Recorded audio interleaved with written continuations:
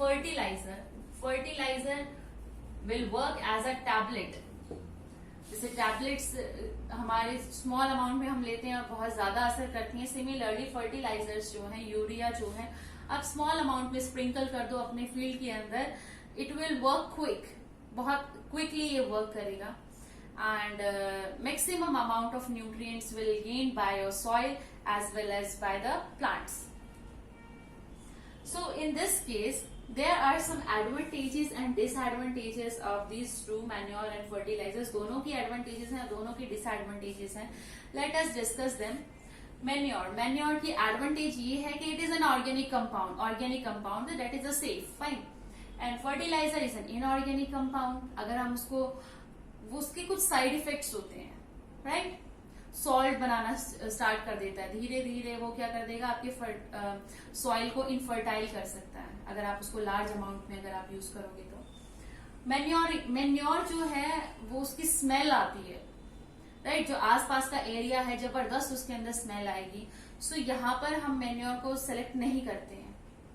Secondly, आपको manure large amount में चाहिए है, जबकि फर्टिलाइजर लार्ज अमाउंट का मेन्योर का काम इतना सा फर्टिलाइजर कर सकता है। तो यानी कि स्टोरिंग में भी कोई दिक्कत नहीं होगी एंड ट्रांसपोर्टेशन में भी you will not face any difficulty, right. अब हम बात करते हैं, if will talk about the nutrients, amount of nutrients. Fertilisers have more nutrients as compare to the manure, fine. So this is all about the third step of agriculture, that is the manuring। I hope it is clear to you। Now what will be our fourth step now?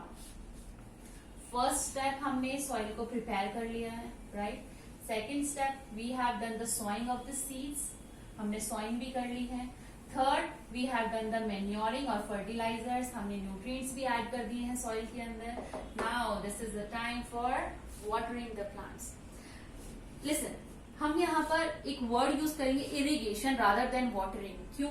Watering होती है जब एक particular plant को आप water दे रहे हो, that is called the watering. जैसे आप कह सकते हो आप गार्डन में, आपके घर पे गार्डन है and you are giving water to those plants, fine, limited amount of plants. But if you give water to a large amount of plants, right, बहुत बड़े बड़े फील्ड्स में आप वाटर दे रहे हो, that is called the irrigation. So our third topic is the irrigation।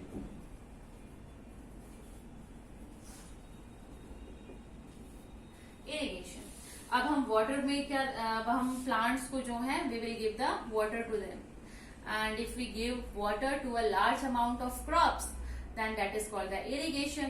अब irrigation करने के भी various तरीके हैं, methods हैं। If you talk about the earlier time, या फिर अभी भी विलेजेस में जो बैकवर्ड विलेजेस हैं वहां पर इतनी फैसिलिटीज नहीं है, तो वहां पर भी टेक्निक्स अभी भी यूज हो रही है, लाइक वेल से वाटर लेकर डालना, ट्यूब वेल का यूज करना, फाइन। और इरिगेशन भी they took the help, they usually takes the help of animals की हेल्प लेते हैं वाटरिंग करने के लिए। So these are the various kind of irrigation which was used in earlier time, but nowadays because of the science, technology, because of the development, अब जो है हम irrigation की हम बहुत ही अच्छी कंडीशन, मतलब बहुत ही प्रॉपर और बहुत ही अच्छा तरीका हमने we have find it out, and that is called the modern irrigation method। क्या बोलते हैं हम उसको? modern irrigation method। और modern irrigation method में हम क्या करेंगे? modern irrigation methods। modern irrigation methods में we have a sprinkler system and a drip system। the first one is the sprinkler system, and the second one is the drip system।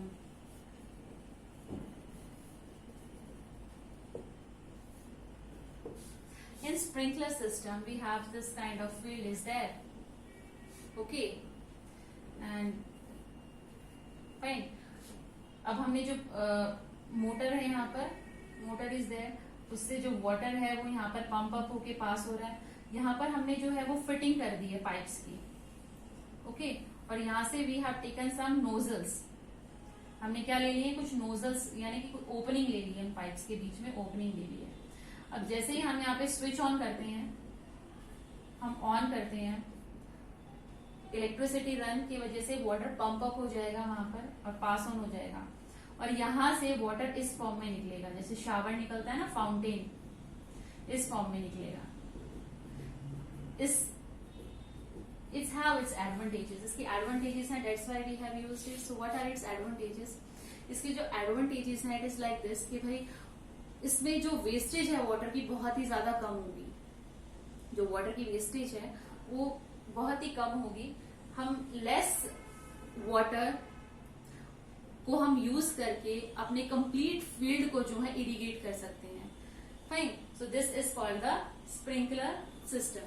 आपने ये देखा भी होगा, पहले earlier it was use in those area where the water deficiency is there, जहां पर water बहुत ही कम है, लाइक राजस्थान, वहां पर वाटर अंडरग्राउंड वाटर बहुत कम है, डेट्स वाई वहां पर स्प्रिंकलर सिस्टम यूज करते हैं। But nowadays in maximum of our state in India using such type of system for irrigating their fields. Next one is the drip irrigation. It is similar to the sprinkler system, but a slight difference is there. That is the, see, pipelines will be there, a motor will be there that pump up the water. Now, what will happen here?